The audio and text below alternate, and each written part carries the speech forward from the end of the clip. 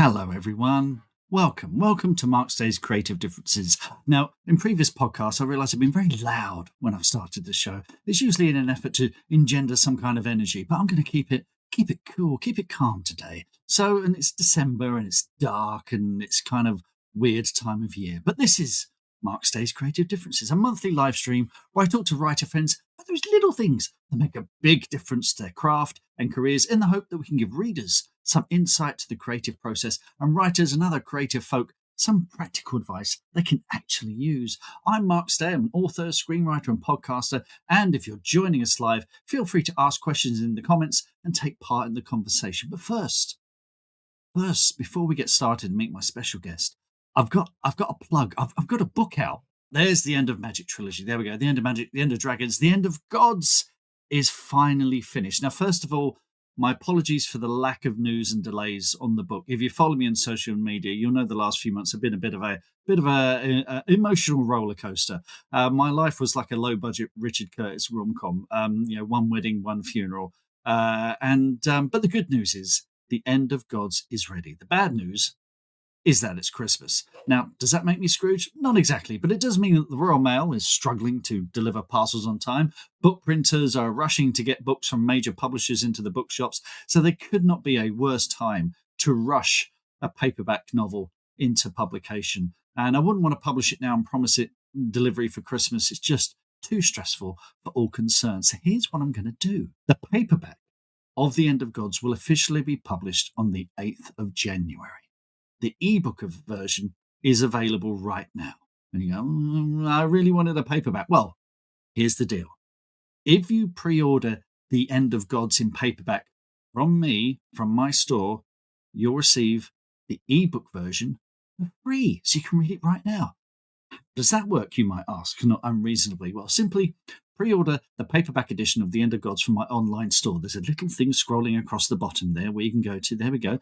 And just go to my store. And if you pre-order the paperback, you receive a link to download the ebook version. And you get a little thing. It comes up. Do you want a Kindle version, an EPUB version for Kobo, Apple, or even a print PDF? So that's the deal. The offer only applies to orders for The End of Gods in paperback. Made via my Wishes of Woodville online store only. It's not applicable to any other retailers. And you'll get a little link to download it. The offer expires at 1 minute before midnight, GMT, on the 1st of January 2026. So, yeah, pop along. If you're listening back, I'm going to pop a link in the show notes. Pop along and pre-order the book. And this is exclusive to me at the moment. It's not up on Amazon or any retailers, not until January, because the retailers generally don't like authors giving away stuff for free unless they can do it too. I hope that all makes sense. And thank you for your patience and happy reading.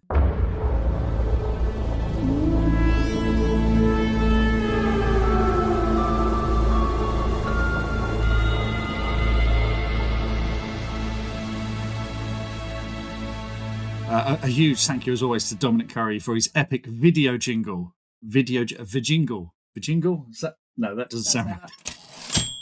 My special guest is the author of many books, including Veteran and its sequel, War in Heaven, the Age of Scorpio trilogy, the Bastard Legion series, and Spec Ops Z. I'll have to ask him about that. As well as having written for the Black Library, he wrote the novelization of the Sony Pictures Bloodshot movie and Marvel's original Sin series. He's worked in the games industry with the likes of Yuzu, Ubisoft, DPS Games, and CCP. They could be real companies, I don't know. He could be completely making it up. He's also written screenplays. He's made a couple of short films. And his new book, Alien Cult, is a murder mystery noir set in the Aliens universe. So welcome, ladies and gentlemen. It's only that Gavin G Smith.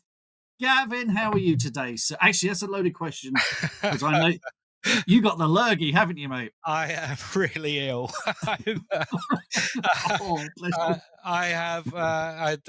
got a lot of flu symptoms at the moment, and I was kind of bullish about this earlier. And I go, yeah, it'll be fine. It's not fine. So I'm gonna soldier through it, but just warn you, I may sometimes go quiet and just cough or something like that. I've been doing lines of Lemsip all afternoon. And if I can get through this interview without publicly leaking mucus, that will just be a win as far as I'm concerned. But that would be nice. Other than that, I'm good. How are you? Alien Cult. Oh, look at that. Love it. Now, this is doing something very different to the movies and TV shows. It's a detective story with a kind of a noir. It feels very Blade Runner in places. It ties in elements from all over the Alien universe, including there are references to Prometheus and Covenant. That can't have been easy to balance that. Tell us more about the story. So the story has an FBI agent initially investigating a series of kidnappings, which he suspects is connected to. He thinks it's a serial killer, but as you push on, what he finds out gets more and more odd. And this is happening in a place called, for those of you familiar with alien lore, the Alexandra colonies, which is in the core world. So it's big built-up areas. It's not like the isolated colonial places that we're more used to in Aliens. But he sort of traces the person doing the crime, and without giving too much away, he discovers that they are connected to a cult on a sort of transhuman cult on a colonial planet. So he goes back there, teams up with the colonial marshal, and they try to get to the bottom of this transhuman cult. And needless to say, the cult is in certain ways connected to the greater lore of the aliens universe. I don't know, because to me, because of how I came at it, I didn't think I was really doing anything too different, if you see what I mean. So Right, right, right, right. all what I should say is all the things that people love about Aliens is there in it, and yeah, I mean, and I tried as hard as I'm very used to working in other people's Mm, with other people's intellectual property, because I've sort of done it. I'm a big sort of tabletop role player, so I did it as a hobby for years and years and years before I yeah, started yeah. working in games themselves. I started working for IP, so it doesn't seem that difficult, and there's some excellent resources out there. If you're an alien nut, like the tabletop role playing game, but also they've got an excellent online wiki. So it's perhaps not as difficult as it may look. And also, and because this is a writing podcast, as a sort of sneaky look into it, when you're doing this kind of work, um, you don't need an awful lot of it to help embed it in the Mhm. existing lore. But what you do need to do is when you use it, so when you make a reference to something, you've got to make sure that it is embedded in the story. It's not jarring. It's not. To my mind, it's a difference between sort of presenting a consistent universe and fan service. Yeah, fan Oddly, service. fans don't like fan service. They like Mm, mm. consistency and, things like that. Working in someone else's IP, especially one as big as this and the year that the Alien universe has had, when you come on board with a project like this, how much of it exists? Do they give you a brief or do you pitch a take to the publisher? It depends on what you're doing. So I've done tie-ins with Original Sin and with Bloodshot. So they were kind of like, here's the material that we want you to adapt. Um, that's actually some of the harder work that you're going to get to do in IP, particularly with a film script. You'll know yourself, film Mm, script is maybe 30,000 words, yeah, and you've yeah. got to turn it into an 80 to 100,000 word book, but you can't add anything. Mm, You end up doing an awful lot of internal stuff for the yeah, characters. So yeah. I call Bloodshot my Russian novel because it's all about the internal world of Vin Diesel. Um, but for Alien, I very much had an idea, and I very much wanted to start writing original stories in existing universes, because I have a deal with myself that I'm only going to do this work if I'm really in love with the worlds that I'm Yeah. writing with. So my agent's got a list of IP that I'm happy to write about, and we kind of quite aggressively pursue it to try and get in there. So we had, well, I had the idea for this. I wrote it up into quite a long pitch. I mean, I think something like, I think the pitch itself was just shy of 10,000 words. Oh, wow. Yeah. But you've got to bear in mind, we're dealing with companies like Disney, we're dealing with companies like 20th Century Fox. They are quite rightly very protective of their IP, so they need to know what's going out there. So they need that level of detail, but also that Mm. level of detail will protect you when you give them the draft, because they're not going to be surprised. Yes. Yeah. Spoiler: they were still surprised. Um, So, but it helps. It helps make the more you can tell them, the easier the process goes. I'm a big planner anyway, so yeah, that helps. how does it work as you start writing? Do you have to deliver it in chunks and get their approval before you move on, or would you deliver the whole thing, or does the pitch do all that work for you? Yeah, the process is you send the pitch, they okay that, and normally they will come back and they'll ask for some changes to the pitch for things that they're not happy with. But no, then the next time they will see something will be a first draft. In Right. fact, no, actually, it's later than that because it will go to your editor. Your editor will do a run at it, then it will go to the company. So, because that's another layer of the editor going, Mm, yeah, okay, but I don't think we're going to get that past the parent company. And right. yeah, I'm not necessarily talking about Disney or Fox there. Worked, I've Yeah. worked for Yeah. Yeah. a number of companies. Yeah. It makes me think of screenwriting actually, where you're giving it not just to say the director, but also the producers and then the studio people, and then there might be 14 producers all have to sign off on something. So it creates its own headaches, doesn't it? So Well, yeah, I yeah. mean, yeah, there have been times where you've been doing this kind of work. I felt quite hard done by, but it's nowhere near as intensive as screenplays. You're maybe having to do another draft. Hmm. The problem is if they come back. The problem is hypothetically if they come back and they say, "Can you change half the book?" and you're going, "Well, that's another X amount of months' work, and I'm not going to get paid any more money up front Mm, for it." So, yeah. and that's Yeah. going to get in the way of my other things. But that is a Yes. hypothetical problem. Yes, yes, yeah, fair enough. But I've been looking forward to this book for a long time. Publication was delayed. Was that down because this has been a big year for aliens? We've had the Alien Earth series, we've had Alien Romulus. Did that did those big events sort of play into the delay of publication? Did you have to sort of sit back and wait? I don't think so.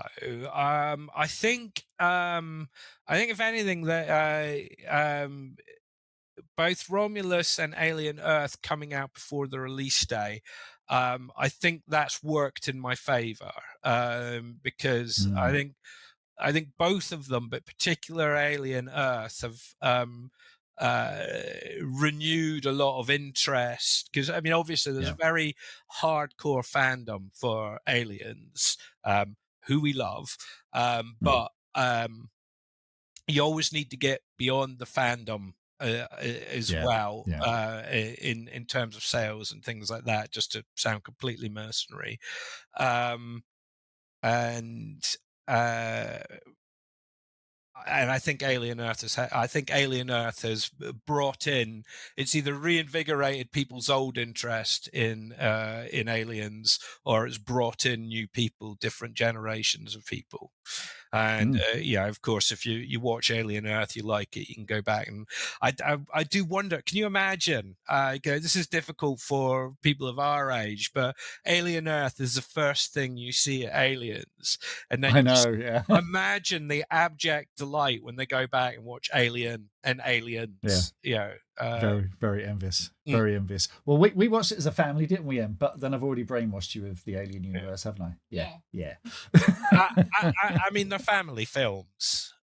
Exactly, they are about motherhood. Second one's all about motherhood. Second one is There all we go. about motherhood. Yeah, and the first one is a bickering family, essentially. Yeah. Yeah, it's Yeah. all good. It's all good. Mm. I mean, did you see anything in Romulus or Alien Earth where you thought, "Damn, I wish I could put that in"? No. I'm wondering, does that make me sound hugely, hugely arrogant? No, not at all. No, No. I didn't. I I think uh, I think with Romulus, they were traveling well-traveled ground, and that's not a criticism of Romulus. That's kind Mm, of what you want these things to do. With Alien yeah. Earth, um, now my understanding of is Alien Earth. The writer Noah, the showrunner's name Noah. I can't remember his surname. Noah Hawley. Noah Um, Hawley. I think so. Noah someone. But yeah, he's very good. He also did Fargo. He was very good on that as well. So yeah. Yeah, I think I think he decided that they were going to break canon. They were just going to do their own thing. So for somebody who's working within canon, which I was at the time, because I mean I didn't see Alien Earth until it was on television. I think a Mm. lot of it came out of left field, which I think is a good thing. I think it's probably needed. But yeah, so because there was so much stuff that was kind of unexpected, I guess it was things that hadn't really occurred to me. I think Aliens is your favourite film of all time, Yeah, isn't it? I mean, yeah, yeah. And my it's first novel, Veteran, was basically a love letter to aliens, and excellent. I think the Veteran books and the Bastard Legion books, which all take place in the same sort of universe, I think in my head that universe is designed by Sid Mead. Right, nice. Uh, for those who aren't sort of alien fanboys like myself, Sid Mead was an industrial designer who he's responsible for how the human technology and whatnot looked in certainly Aliens, I believe Alien, and also Mhm. Blade Runner. Blade Runner, yeah. So he kind of designed the science fiction of my youth, and he's sort of the Mm. counterpoint to Geiger's design from the alien perspective. Mm. So yeah, it's actually been over 10 years trying to get into this universe, but I think I needed the experience on Bloodshot and then the chops from working in the Marvel universe, and then sort of to get into the Aliens universe. Now I was really bullish about it, really super confident about it. It's like, I know this world, I'm a big fan.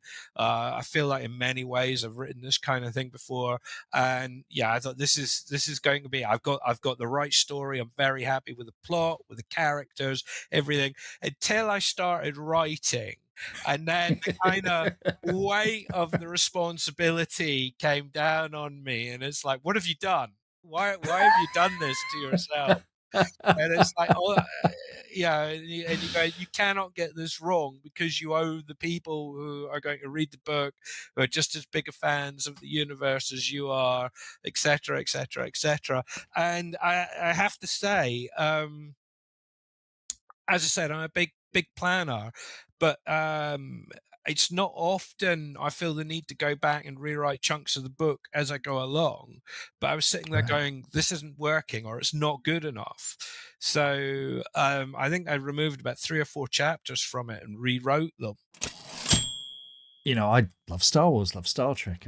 It is a terrifying prospect of, all right, if you get a chance to write in this universe, it's like, it's like that Gary Larson thing with the guy in the orchestra, and he's got one cymbal in his hand, and he's saying, "Don't screw up, don't screw up, don't screw up." That would be me. Mm. So I salute you for doing this, and it's yeah, no, kudos to you for pulling it off. It's just is absolutely amazing. Twice a month, I run live sessions on the Zoom where you can ask me about the craft of writing, your work in progress, the business of publishing, all that good stuff. The sessions are fun, informal, chatty. You can send me questions in advance. They're recorded live and saved on Ko-fi for exclusive access to Green Room supporters. So you can see the link for the Green Room there, scrolling along the bottom. And it'll be in the show notes if you're listening back to the podcast. Now, I run this via Ko-fi. You can join the Green Room for just £20 a month. There's no long-term commitment. With Ko-fi, you can support for a month or as long as you like. What I will say, everyone who's signed up has stayed the distance for over a year now, so that's really encouraging. And we got a whole bunch of people they've written books, had them published since then, and it's evolved into a really, really wonderful group. So if you want to be part of that, do give us a go. My goal is to give supporters advice that will make a real difference to their writing and career, because the way I see it, having worked in this industry as a salesperson, a bookseller, an author for over 30 years, I've made every mistake so you don't have to. And I got books, and you can buy them. Did I mention that the End of Magic trilogy is now complete? You can get them online or wherever. But for a signed and dedicated copy, if you come to my store at witchesofwoodville.com, you can get books there signed and posted to you direct. There's no better book for Christmas. There's no better gift for Christmas than a book. Deloitte, the research company, they do research into all sorts of things. They discovered that people who read live longer. Science, it's just science. So buy someone a book. You're not just giving them the gift of reading, you're giving them the gift of extra life. There we go. How about that?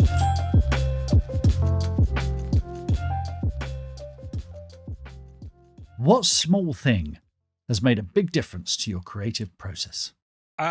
So I think there's two things. Some time ago, I think it was back when Twitter wasn't a hellscape. The writer Tade Thompson posted something up about his routine, and he's a medic, but he was talking about doing exercise first thing in the morning to get your brain going, to get you thinking. Yeah. And I actually need some time in the morning just with myself to sort of properly wake up.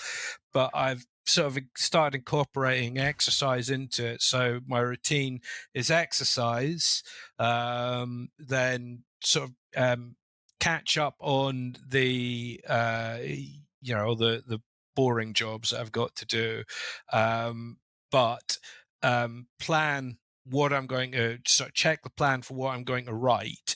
So that way, when I go and have a shower, I am thinking about what I've got to do for the day, and I just find that routine makes it smoother, and as in it improves my word count. I do the same thing. I've been I do sort of 5K on a bike, which is very squeaky, isn't it? And I've woken up because you hear the squeaky wheel going around. It's like a hamster.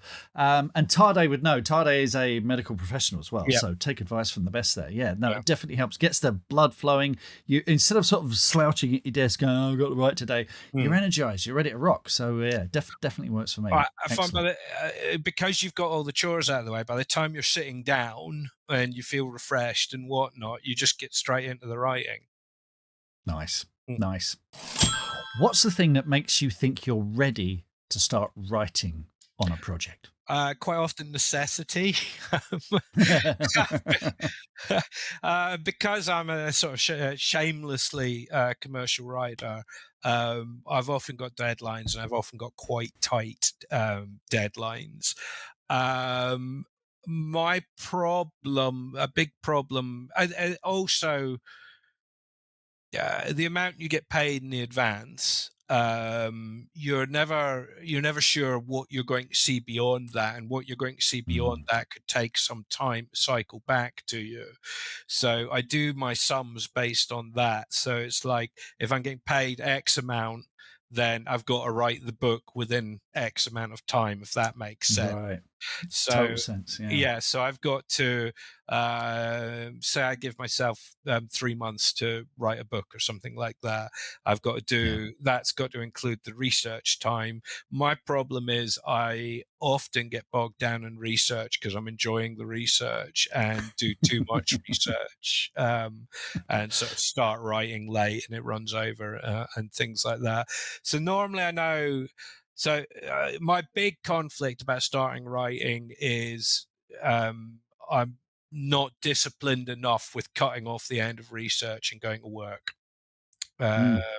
that's my big issue. But normally, I know I've got to write because I've got a schedule. But the other thing is, I start writing when I finish the research. Yeah, yeah, yeah. It's interesting you mentioned the amount of time you allocate to it because a writer friend of mine recently was offered an IP project. And when we say IP, folks, I mean intellectual property. It's someone else's property, but you get to, as you say, Marvel, Star Wars, Star Trek, or whatever. And they were offered an IP gig, and the advance was like $5,000. It was, this is not big money we're talking about, and you're working to very, very tight deadlines. And of course, there's the scrutiny, from all sides that you might know. This is not an easy gig at all. Anyone who thinks it's easy money is having a laugh, I think. So, What I would say about that is, I consider myself a mid-list author, and sort of the mid-list has been crunched by lots of various mm, factors in the publishing industry. But the one power you have is to say no. mm, And so, I mean, my advice to writers is for this kind of work, particularly, is be professional, be as easy as possible to work with, because these are hmm fraught projects. There's an awful lot that can go wrong in lots of different ways, and also, I mean, just sheerly word count and things like that, they can be tricky when you're trying to adapt a film script or something like that into a mm, full novel. Um, but if you do that, and they will love you for it if you come to them with solutions rather than problems. yeah, yeah, But if you do that and you can work quickly, and um, when I'm writing my own stories, what I say goes, but you've got to bear in mind doing this kind of work, the customer yeah, is always right, even when yeah, they're not.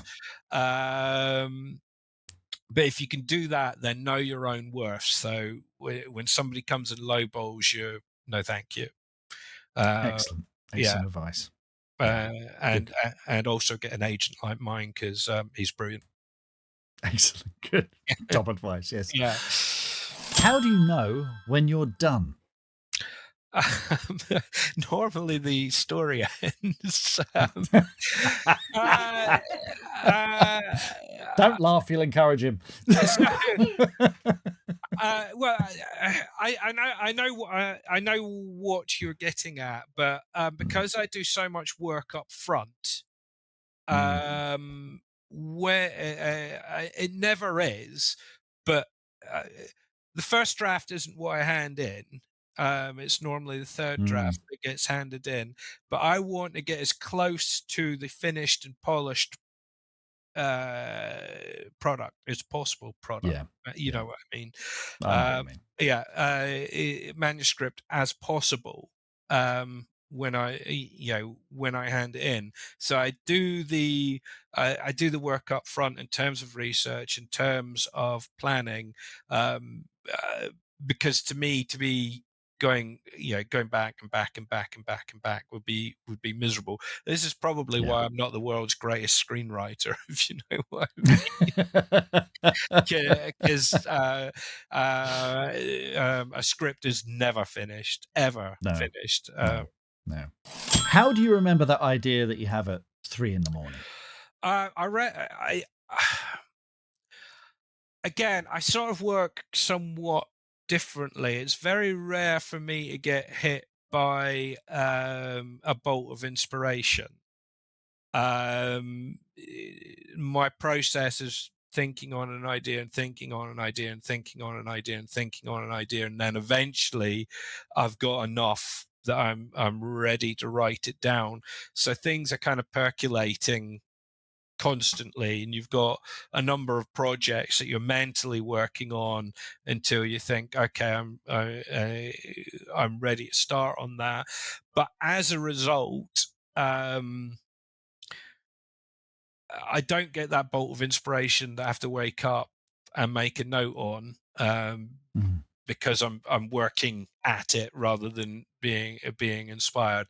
That said, um, I have my phone next to my bed, so whenever I use the Notes app. I use the Notes app so I can put it all into. It's on. It links up with my computer, so I can just Yeah, work yeah, from that. Turn that into a notes file. Turn that into a chapter breakdown. That kind of thing. yeah, yeah. So that's how I do that. I know you like a notebook, and Oh, yes. I know I like a nice notebook, but to then have to transcribe it would I wouldn't enjoy that, and from my perspective, I don't have the time to do it. So. No, fair enough. Fair enough. Each their own. What's the biggest mistake you've ever made in your writing career? The biggest. I'm laughing because I've made a lot. Because Yeah, me too. Yeah, yeah, yeah, yeah. the first novel I ever wrote got published, and then I feel like I've learned how to write very publicly. Right. Yeah. Um, How so old were you? How old were you when you first got I published? I think in mid-30s. Oh, okay. All right. Yeah, not Yeah. too bad. Yeah, yeah, yeah. Um, and I've been writing, but I've been writing other stuff. I've been writing scripts and things like that. And I wrote a lot of sort of tabletop role playing games, but just for me and my friends to play and stuff like Mm, that. So, and I remember being at a convention very very early on in my career, and I was telling a French publisher about the Dungeons and Dragons campaign I was writing, and he said that sounds amazing, and kind of offered, well, intuited that there would be a book deal there if I wanted to turn that into a story. I was sitting mm. there going, yeah, I'm not sure that's kind of what I wanted to be writing fictionally, and yeah, that was dumb. Um, but I there's a couple of projects which I'll never reveal what they are that I wish I hadn't done. Right.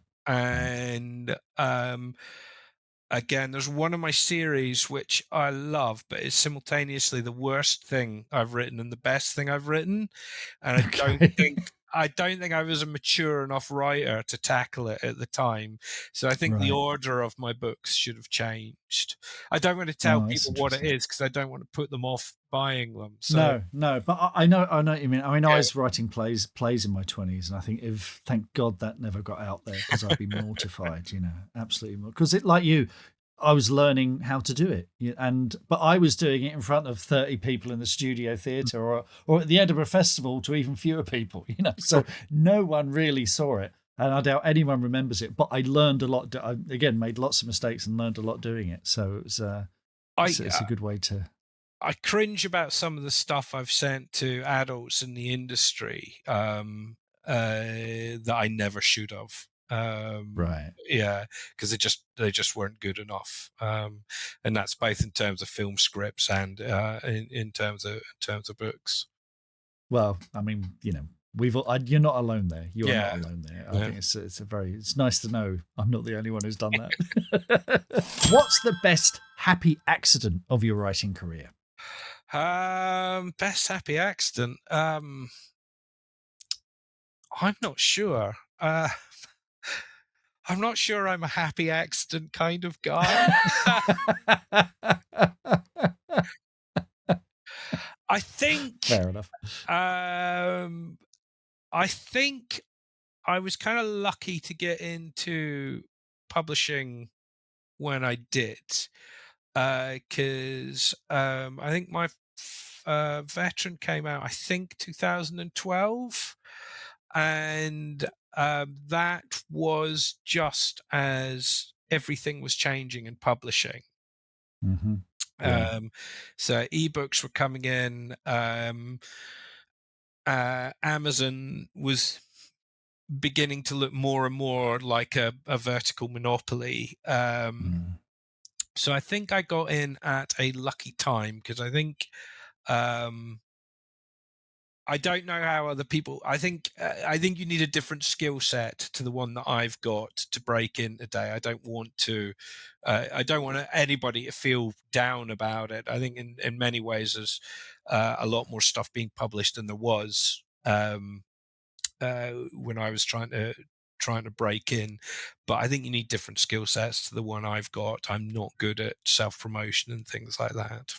Is there a character or a story swirling about in your mind that you want to write, but you're not ready to write yet?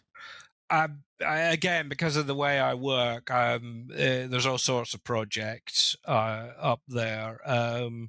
There is one which is a post-war murder mystery that I'm hoping will come to the fore sooner rather than later. But it's going to take some time to plot out, because I'm not going to be happy unless it's a really kind of intricate murder mystery. And it's also going to take an awful lot of research to get right. Sadly, some of the research will involve me spending time in the Highlands, but the sacrifices we make for our art and things like that. Oh, fantastic. We've got the next episode of Creative Differences is going to be very, very, very soon. On Thursday, the 18th of December, 8 p.m. GMT, we're going to have Queve McDonald, author of the Bunny McGarry series, the Strangest Time series, of which, I've got a copy here. Hang on, he's up on the screen. There we go. Ring the Bells is his latest. I absolutely loved it. And look, he even looks like Santa there. Look, I've given him a little hat and everything. I've got a future in design, do you think, Emily? Yes, she's nodding like a dutiful daughter. So yes, it's going to be a really, really special live show. So join us on the 18th of December, Christmas special with Queen McDonald. It's going to be a lot of fun.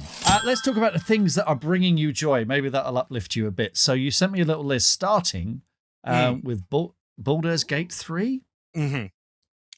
Yep. I'm on my third playthrough of it at the moment. It's my kind of end of year treat to myself. Right. Like any game, it's by turns a great deal of fun and incredibly frustrating. But I love Baldur's Gate. It's an iteration on the kind of the role playing games that came before it, but their emphasis on story is just brilliant, and they weave an awful lot of stuff in there, and they do it very well. And I've been playing Dungeons and Dragons for about 40 years, and it was very much the kind of Dungeons and Dragons that I like. That's what my games feel like, or it's what I think I'm doing. My players might disagree, but yeah, I love it. And I think I'm being particularly even-handed in saying how much I love it, because I did try and get a job on the game and they turned me down. So yeah. Oh, okay, right. But been playing Dungeons and Dragons for 40. I've had games of Monopoly go on feel like 40 years. Monopoly. And you were talking about your holiday movie, your Christmas movie selection as well. So let's skip through those. So this is here we go. Broadsword calling Danny Boy. I think everybody should watch Where Eagles Dare, and the reason I think that everybody should watch Where Eagles Dare is in all sorts of modern storytelling, whether it's film, books, or everything, all the emphasis is on the character arc. And there's a reason that all the emphasis is on the character arc. It's because actors love character arc because it gives them something to do. There is zero character arc. Yeah, absolutely none whatsoever in Where Eagles Dare. It's just true. plot from start to finish, and it's but what a awesome. Plot. Yeah, it's absolutely awesome. So I really recommend people watch that film. And I've I've so have you ever had it where it's younger people that you might know are going, "What's Christmassy about a war film?" And like, well, Oh. first of all, snow, um, Yeah. but also I was sort of trying to explain this the other day. Christmas was a time that war films and James Bond was on when we were young. Yeah. So Yeah. if you're Gen X, if you're British Gen X particularly, you connect war films and James Bond to Christmas, which I think is what Jesus would have wanted. Exactly. Exactly. I 100% agree. Mm. Speaking of Bond, you just vaguely mentioned that you watch Bond films. I've got to ask, I suspect I know what the answer is. Favorite Bond? I'd be interested to know what you think I'm going to say. Well, surely it's Sean Connery. And you would think so, wouldn't you? Particularly as I am actually Scottish. Yeah. I love Sean Connery, but I grew up on Roger Moore. Ah, me And too.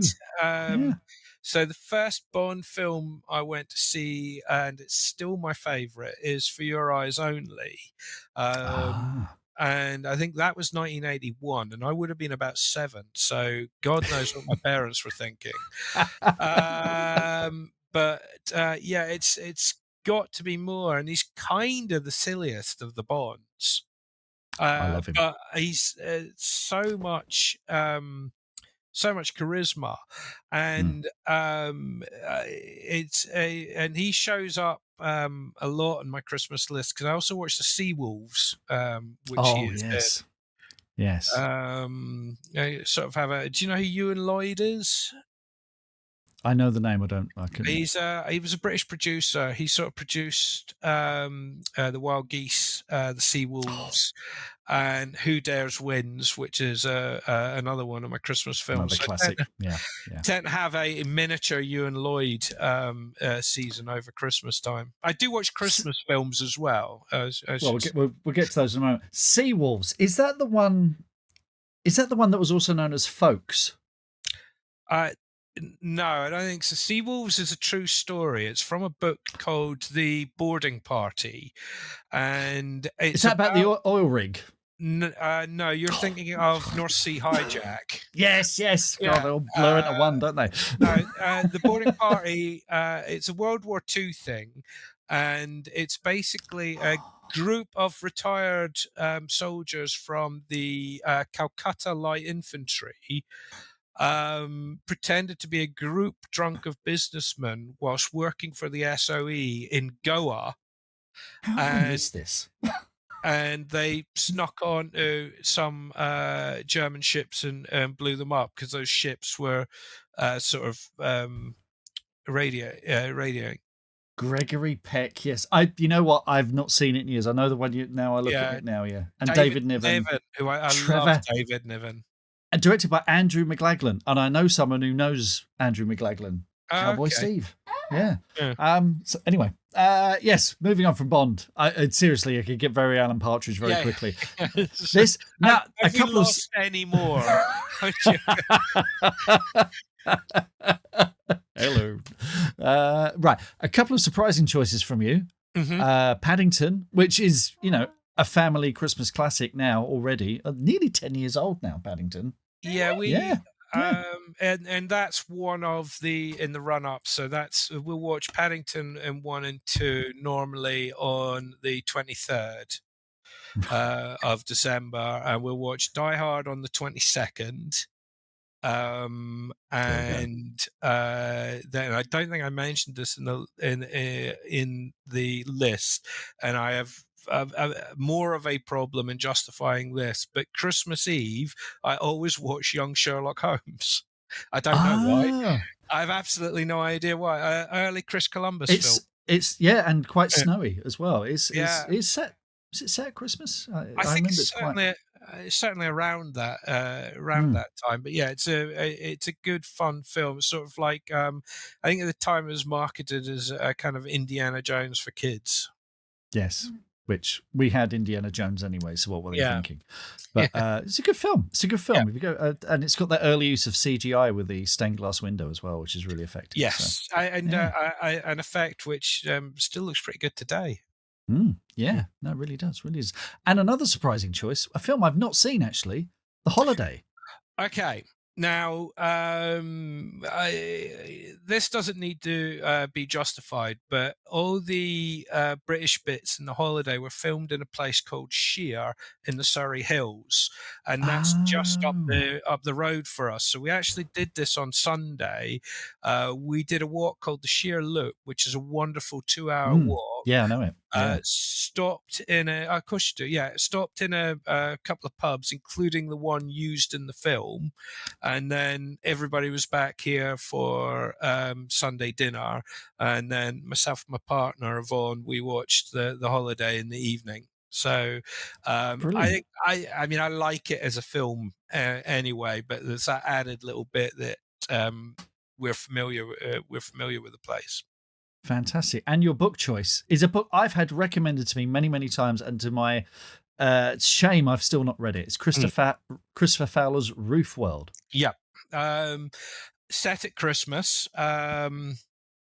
It's I don't know. It's just a really good romp. It's supposed to be kind of a horror story, but it's kind of it's like a latter day Wheatley.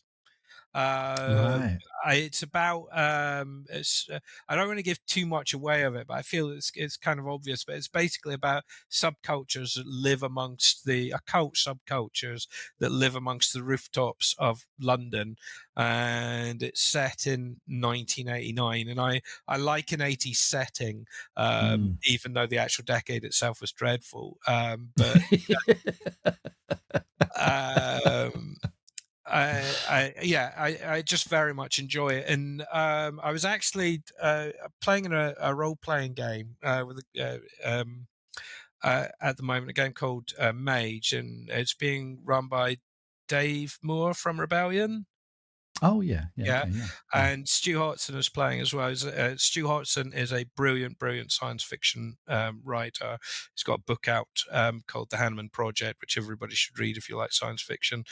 But that's got a sort of a London setting, and that made me think about it. And there's elements of what they call psychogeography in it, which I like, about the kind of the occult significance of the London landscape. So no, it's good fun.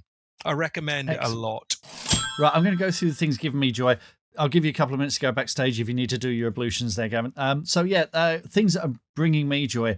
I discovered quite by accident the folk singer Kate Rusby has a song called The Holly King, and it is absolutely divine. I discovered it because The Holly King, the ebook, is on promotion throughout December, and I thought, I wonder if there's a song called The Holly King, and it is, and it's just beautiful. Although I've got to say, The Holly King in her song is considerably less arrogant and rage-filled than the one in my book.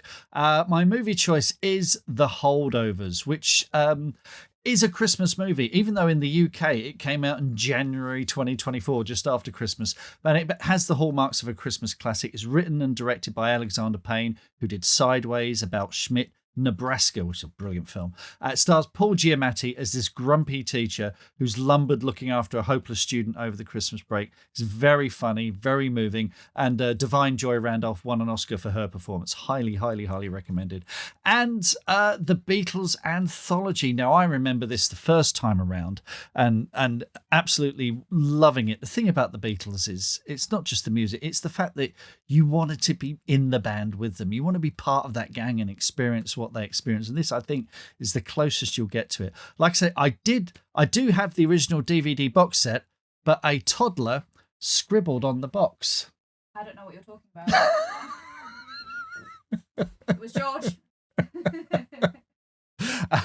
So that's what's bringing me joy at the moment. Now, Comic-Cons, this is normally where I plug my Comic-Cons. I've done my last Comic-Con for the year, and I've done 42 of them this year, which is kind of mad. But what I'm going to be doing between now and the end of the year is a series of videos outlining what I've learned doing Comic-Cons over the last year. It was just going to be a quick video. It's now looking like it's going to be a 4-part epic, so keep watching my socials for that one. So I really hope you've enjoyed this episode of Creative Differences. You'll find all the links we discussed in the show notes for this episode and the episode's webpage at the Creative Differences website. Huge thank you to Emily for production assistance, to Kai Newton for the edit, and Dominic Currie for his va-jingle. Let's just play that one more time.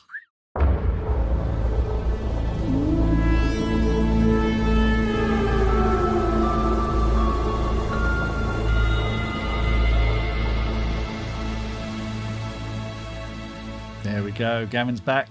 Gavin, what's coming next from you, sir, after Adventures with Aliens? Oh, stuff that isn't far enough along that I can announce at the moment.